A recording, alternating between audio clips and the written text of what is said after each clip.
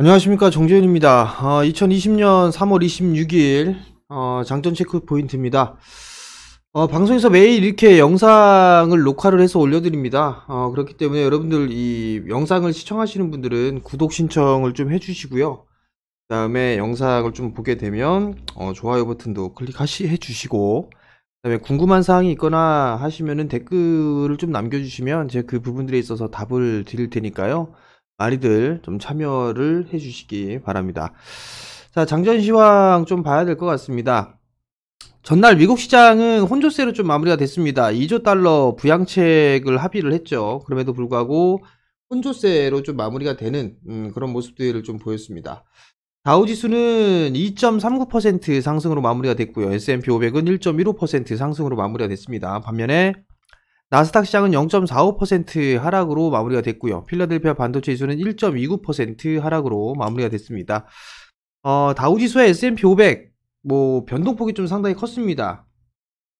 6% 이상 변동이 좀 나와주는 그런 모습들을 좀 보였었는데, 우선 이 미국 정부와 의회가 2조 달러 규모의 초대형 부양책에 좀 합의를 했습니다. 당초에 거론됐었던 1조 달러보다 훨씬 큰 수준으로 합의를 이끌어냈습니다. 이 부분들의 내용은 대기업에 대한 구제금융과 중소기업에 대한 지원, 그리고 개인에 대한 현금 지급, 의료 지원 등 광범위하게 포함이 되어 있는 그런 사항들입니다. 그렇기 때문에 2조 달러는 좀 상당히 큰 금액이다라고 좀 보셔야 될 것 같고요.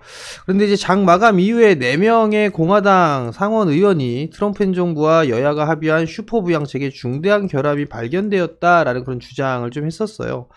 해고된 근로자에게 향후 4개월간 지급하는 실업수당을 주당 600달러까지 인상하는 방안, 그리고 근로자의 임금을 초과할 것이다, 이런 부분들을 언급을 했었고요. 이에 따라서 해고를 부추길 수 있다라는 그런 언급을 좀 했었습니다.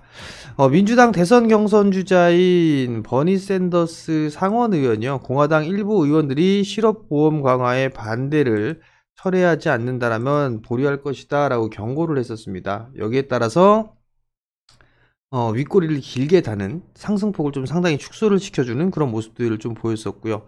나스닥 시장은 하락으로 반전해주는 그런 모습들을 좀 보였습니다. 벤 버냉키 전 연준 의장은요, 지금 현재 구간은 가파른 경기 침체가 발생을 하겠지만 빠른 반등이 뒤따를 것이다. 이 부분들은 대공황 때보다는 재난에 가깝다라는 그런 인터뷰가 있었습니다. 결국 침체 부분들은 짧게 일어나지만 V자 회복의 반등이 나타날 것이다 라는 그런 부분들이에요. 결국 일시적인 그런 영향이다 라고 보시면 좋지 않을까 라고 좀 판단이 됩니다. 업종별로 보게 되면 산업주가 5%대의 강한 상승을 좀 보였어요. 커뮤니케이션 섹터는 1.59% 하락으로 마무리가 되는 그런 모습들을 보였습니다. 미국의 경제 비춰는 우려보다는 양호한 그런 모습들이 나타났고요. 2월 내구재 수준은 전월 대비 1.2% 증가를 했습니다.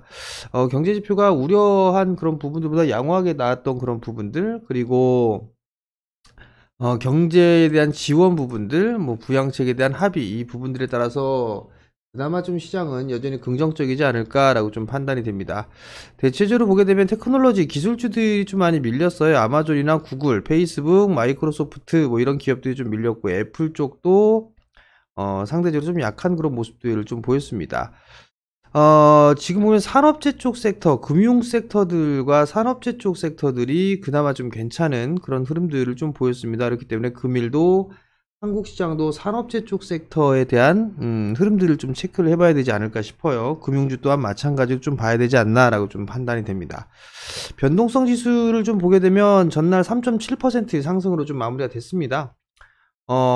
이 거래일 전에 아래 꼬리를 좀 길게 달면서 양봉으로 좀 마무리가 됐는데, 그 다음날 전날은 좀 반등이 나와주는 그런 모습들을 좀 보였다. 결국은 변동성은 여전히 좀 동반될 수밖에 없다라는 그런 생각을 좀 하셔야 될 것 같은데요. 그나마 다행인 부분들은 이제 하향 곡선을 좀 그리면서 좀 안정적인 그런 모습들을 좀 보이고 있다라고 보시면 좋을 것 같습니다. 야간 선물 시장 같은 경우는 0.26%의 상승으로 마무리가 됐습니다. 기관 쪽과 개인의 매수세가 있었고요. 외국인 쪽은 여전히 매도를 해주는 그런 모습들을 보였습니다. 여전히 변동성은 좀 크게 나와주고 있는 그런 상황들이에요. 야간 시장 자체가 과거와는 다르게 좀 변동성이 크게 나타나고 있다는 점, 이 부분들을 기억을 하셔야 될 것 같습니다. 전날 시장의 흐름들을 보게 되면 여전히 수급악화는 좀 지속되고 있는 그런 모습들이에요. 올해 들어서 개인이 19조 원 정도 매수를 했고요. 외국인은 14조 1000억 정도, 그리고 기관은 7조 정도 순매도를 했고요. 코스닥 같은 경우는 개인이 2조 7천억 순매수를 해줬고요. 외국인은 9,100억, 매도는 기관은 1조 5천억 매도를 해주는 그런 모습입니다. 여전히 수급적인 부분들은 좋지가 않은 그런 상황들이에요. 다만 금융위기 때 2008년도 2009년도 이 서브프라임 때에도 바닥권역에서 바로 이렇게 수급이 개선되는 그런 모습들은 아니었었어요. 본격적으로 들어온 부분들은 추세가 전환이 되는 그런 시점에서부터 외국인 매수가 들어왔기 때문에 지금 구간에서는 매도가 뭐 당분간 매수와 매도 뭐 이렇게 반복되면 그게 더 좋겠지만, 매도에 대한 규모가 좀 축소가 되는 그런 모습들을 좀 보여주는 게 훨씬 더 좋지 않나라고 좀 판단이 됩니다. 신용잔고는 지속적으로 좀 감소를 하고 있어요. 3월 24일 기준으로 약 3,200억 정도 감소한 6조 4천억대의 신용잔고가 있습니다. 10조대가 넘었던 부분들이 6조 4천억대까지 떨어졌어요. 전날 3,200억, 그 전날에는 어마어마하게 반대 매매가 좀 나왔었죠. 거래소 같은 경우는 1,500억, 코스닥은 1,600억 정도의 감소를 좀 했습니다. 다만 이제 긍정적인 부분들은 신용잔고가 감소가 된다라는 것도 긍정적이지만, 고객 예탁금이 늘어난다라는 거, 이 부분들은 지수 하락의 버팀목으로 좀 볼 수 있는 그런 사항들입니다. 고객 예탁금이 1조 1,000억대의 증가를 해주는 그런 모습들을 보여주고 있죠. 지금 보게 되면 초록색 선이 고객 예탁금입니다. 최고치를 좀 기록을 해주고 있는 그런 모습들이죠. 빨간색 선은 지수인데요. 지수가 반등이 나왔음에도 불구하고 신용잔고가 같이 늘어나지 않고 하락 더 빠진다라는 건 긍정적인 그런 부분들로 놓고 볼 수가 있어요. 그만큼 시장에 있어서 개인 투자자분들이 공포감을 느끼고 있는 그런 구간이 아닌가라고 좀 판단이 되거든요. 이 부분들은 심리적인 그런 요인이 좀 더 크다라고 좀 보셔도 좋을 것 같습니다. 시장은 추가적인 반등이 지속이 될 것 같습니다. 좀 더 이어지지 않을까라고 좀 판단이 되는데요. 변동성을 여전히 동반할 수 있다라는 거, 이 부분들을 좀 기억을 하셔야 될 것 같습니다. 금일 상승이 추가적으로 한번 더 나오게 된다라면 부담감이 좀 형성이 될 수도 있는 그런 상황들이에요. 그렇기 때문에 눌림목 매수 전략이 좀 좋다라는 거, 추격 매수는 좀 자제하자라는 말씀을 좀 드려보도록 하겠고요. 전날 미국 시장 같은 경우는 산업재 섹터가 강한 그런 모습들이 나타났다고 말씀을 드렸죠. 국내 증시도 산업재 섹터의 일반 단기적인 흐름들에 있어서의 관심이 좀 필요하지 않나라고 좀 판단이 됩니다.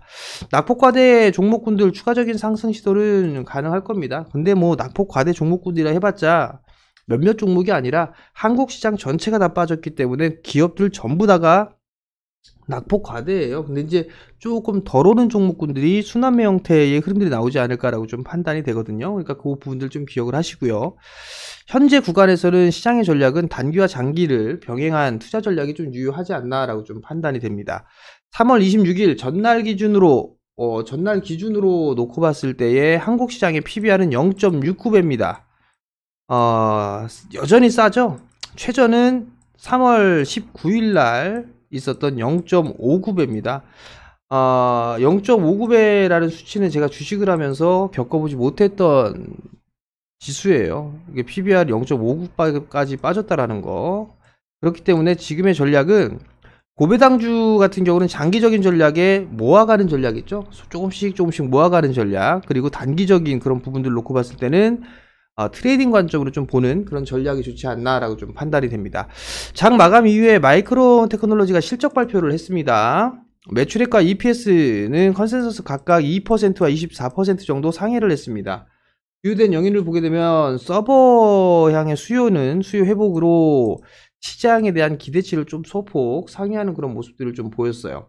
이커머스 시장 그리고 게임 시장의 활성화가 좀 될 것으로 좀 전망을 하고 있는 그런 상황들이고요. 다만 이제 모바일향의 수요가 좀 감소가 나타나고 있지만 노트북 쪽은 수요가 좀 증가를 하고 있다라는 거, 서버용 수요는 여전히 견조한 그런 상황이다라고 좀 보시면 좋을 것 같습니다. 2분기 때의 스마트폰 그리고 가전 쪽에 있어서의 수요는 좀 전망치를 하회할 것으로 좀 전망을 하고 있는 그런 상황들입니다. 그렇기 때문에 이 부분도 좀 기억을 하셔야 될 것 같고요. 데이터 센터에 대한 수요가 공급 부족 현상을 좀 야기할 것으로 예상을 하고 있습니다. 지금 이 데이터 센터에 대한 부분들 서버 증축이라든가 이런 부분들이 활발하게 이루어지고 있는 그런 상황들이기 때문에 공급 부족이 좀 나타날 수도 있다라는 거, 이 부분들이 긍정적이지 않나라고 좀 판단이 됩니다. 그렇다면 IT 섹터, 반도체, 뭐 마이크론 테크놀로지와 삼성전자의 주가 추이는 비슷비슷하게 흐름들이 나오겠죠. 그럼 삼성전자도 오늘 추가적인 반등 시도가 좀 나올 수 있지 않을까라고 좀 판단이 됩니다. 그렇기 때문에 IT 쪽 섹터들도 한번 봐야 되지 않나라고 좀 판단이 되고요. 미국 시장 같은 경우는 장비 쪽이나 IT 쪽 섹터가 좀 밀렸어요. 밀렸지만 오늘 마이크론 테크놀로지가 실적 발표를 하면서 시간 내에서 한 6% 정도 상승을 해주고 있단 말이죠. 그 영향은 한국 시장에 좀 받았지 않나라고 좀 판단이 됩니다. 그 이외에 미국의 임상중앙학회가 5월 말 예정대로 개최되는 그런 상황입니다. 대체될 것으로 예상이 되고요. 다만 온라인 방식으로 5월 29일부터 6월 2일까지 진행을 할 것으로 발표가 됐고요. 그 다음에 4월 달에 학회 일정을 좀 연기했던 미국 암연구학회도 8월 달에 좀 개최를 검토하고 있다라는 거, 제약바이오 쪽 섹터를 보시는 분들은 요 일정들을 참고를 하시면 좋지 않을까라고 좀 판단이 됩니다. 시장이 빠지고 난 이후에 반등 구간에 좀 진입을 했어요. 반등 구간에 진입을 했는데 어찌됐든 간에 변동성을 좀 동반을 하면서 지수는 좀 더 추가적인 회복 시도가 좀 나오지 않을까 싶어요. 그러니까 그 부분도 좀 기억을 하시고요. 힘든 구간이지만 잘 이겨내고, 누차 말씀을 드립니다만 어떤 이들은 위기로 생각을 하고 있겠지만 어떤 이들은 기회로 보고 있다라는 거, 그 부분들을 꼭 기억을 하시고 오늘도 성공 투자하시고요. 저는 내일 장전시황에 다시 찾아뵙도록 하겠습니다. 성공 투자하십시오.